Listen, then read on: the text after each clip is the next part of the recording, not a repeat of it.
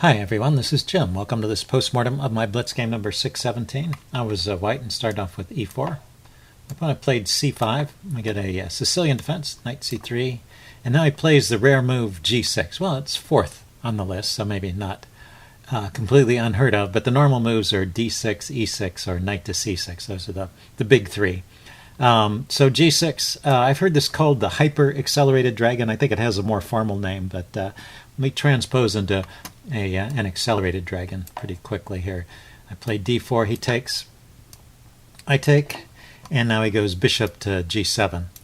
And after I play c4, setting up a Moroxi bind setup, if he played knight to c6 here, this would be a typical accelerated dragon position. He plays the rare move knight f6, so you can think of this as kind of a sideline of the accelerated dragon.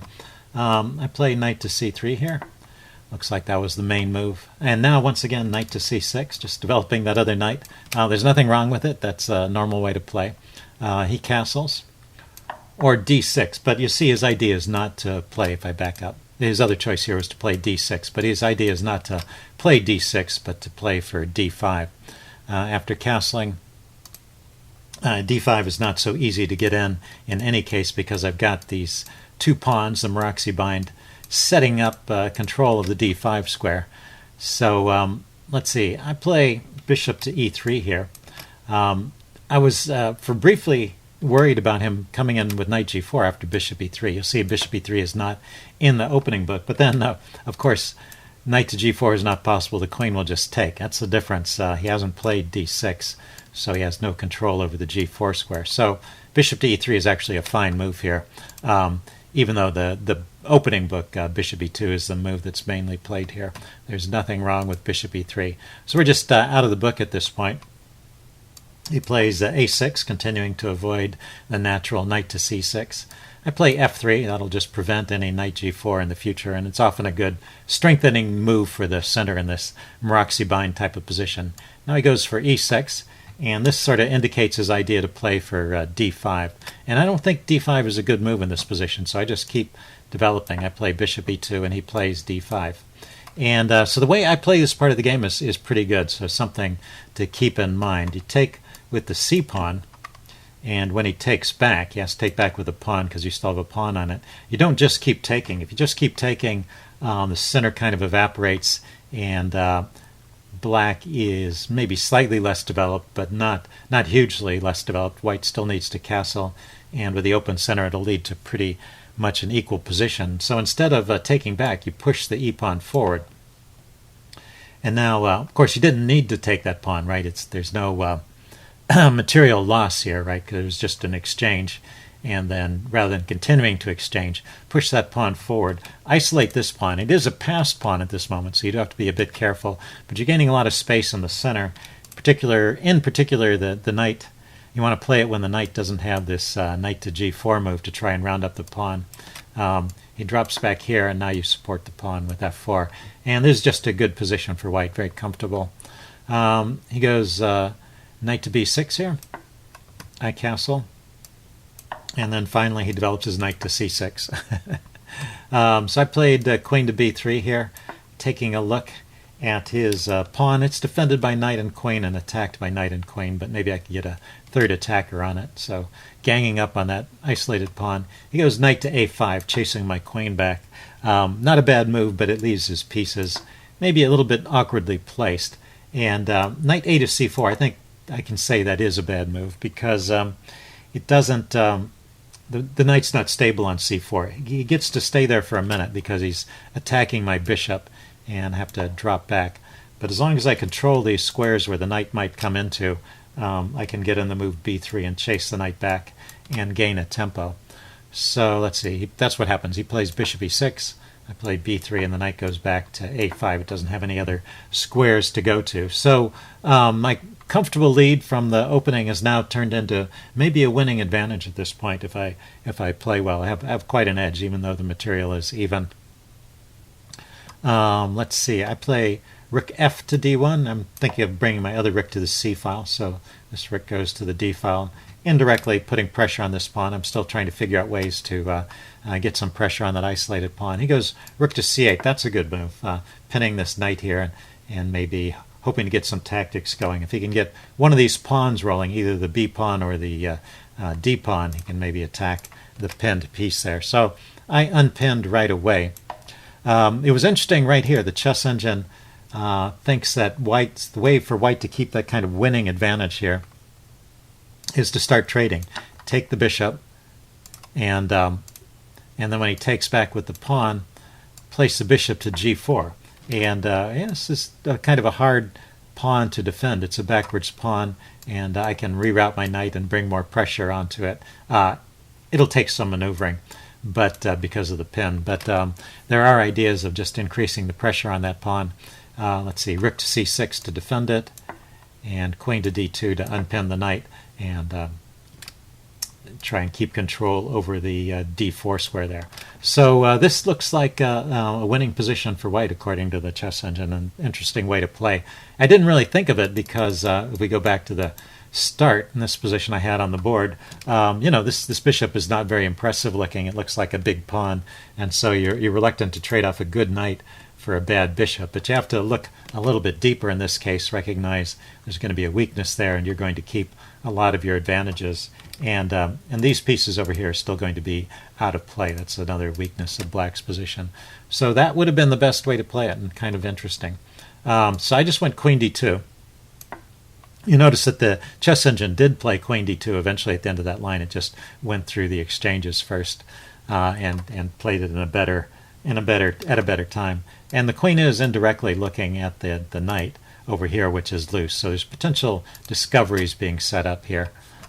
He just dropped his knight back to c6 immediately, and now I bring my rook to this c file. So all this is okay and keeping an edge for white, but maybe not that winning advantage I had at one point.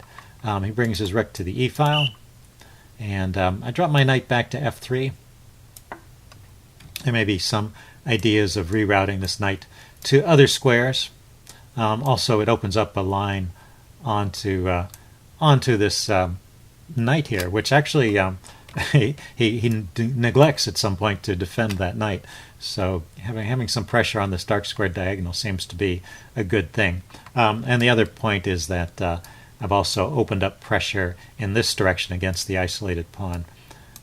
So plays bishop to f8.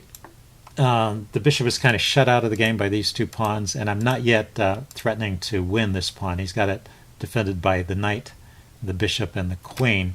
Although I am thinking of ideas like trading the knight off and grabbing the pawn, but at this point, the knight might get pinned by a rook, so I didn't want to play that right away. I play kind of a waiting move. I play king h1 to get it off this diagonal.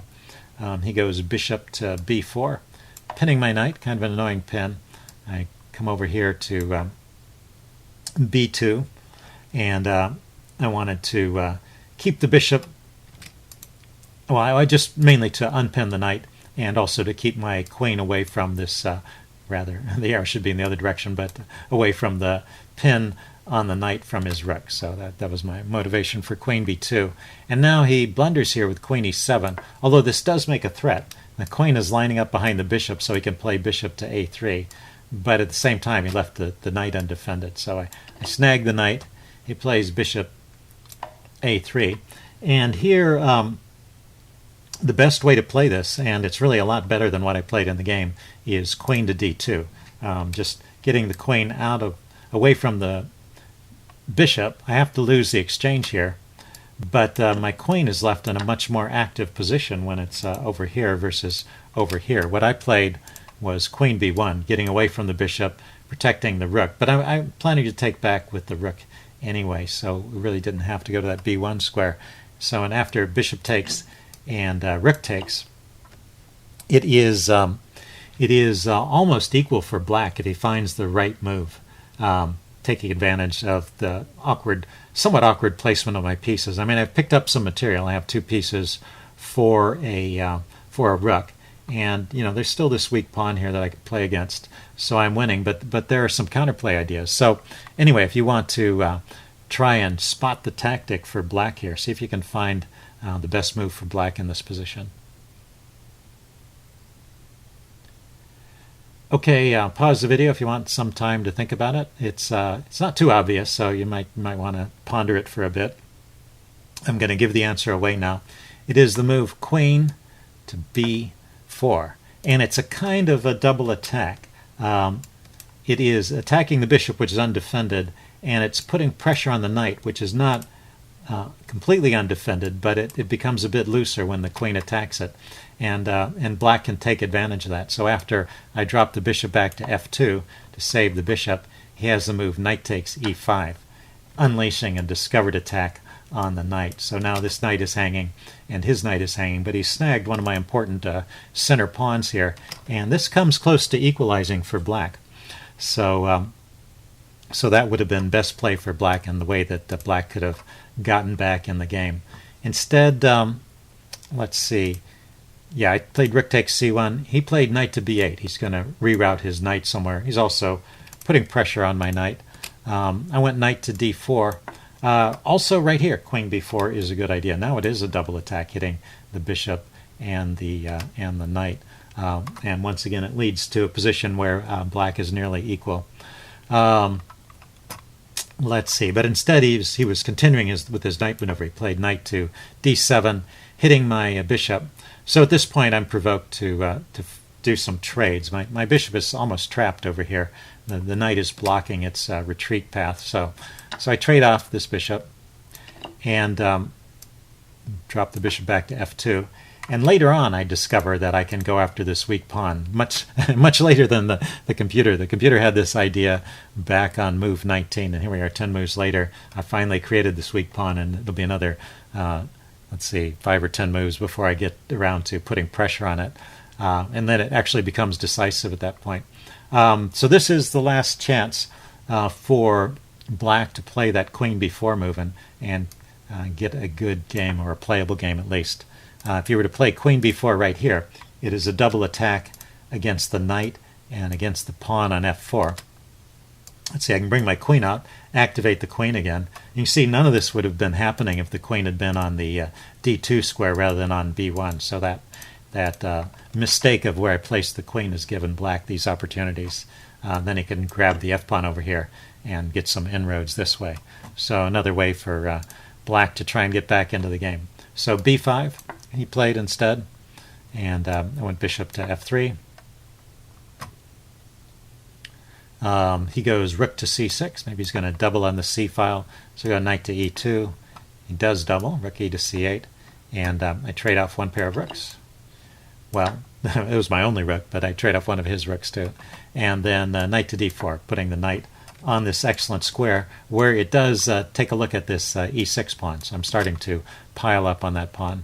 He drops his rook back to c7. I was hitting the rook. And I go h3. I don't want my king stuck on the back rank. I'm a little bit worried about checks down here. And in fact, if he could line up his queen and his rook here, he could bring the rook down here with a fork between my queen and king. So I want to have some escape squares here, and I want to be able to lift the queen off the back rank. He goes knight to c5. I bring my king up to h2. That's another way of breaking that potential fork between the king and the queen. Plays b4, gaining space on the on the queen side. I bring my queen over here to e1, hitting the pawn, and he goes knight to d3, hitting my queen and defending the pawn. I go queen d2. Yeah, this doesn't seem to help his cause. The knight doesn't have a great square to go to from this point. Although it is important that my pieces have evacuated the back rank, so there's no immediate threat with rook to c1 there. So he's got to do something about his loose knight. He trades it off for my bishop, and then he invades with rook to c3. And that is the advantage of having an advanced pawn here. He can get his rook into my position. And now I finally spot this idea and get the, so it's another 10 moves. There's 20 moves ago, the computer first spotted this idea of creating a weakness on e6. 10 moves later, I finally get around to creating that weakness, and another 10 moves later, I finally get around to exploiting it. But it was just a feature of the position. I guess I was bound to notice it sooner or later. Anyway, the bishop and the knight coordinate on that square, and the one advantage you have with these two minor pieces is it's difficult for the opponent with the heavy pieces to defend. Also, in this case, the rook can't come back because the knight is guarding that square. So there's just no way to defend that pawn. He pushes on with a5, and I'm able to grab with check. King went to g7 and pick up another pawn. And he decided to resign at this point. I mean, he could play on, but this is clearly a winning advantage now that I have this protected passed pawn on the d file. And as long as I don't blunder, which of course is always possible, I should go on to win from this position. Anyway, it was an interesting game. Hope you guys like this. Leave any comments you have in the section below, and I will see you again soon.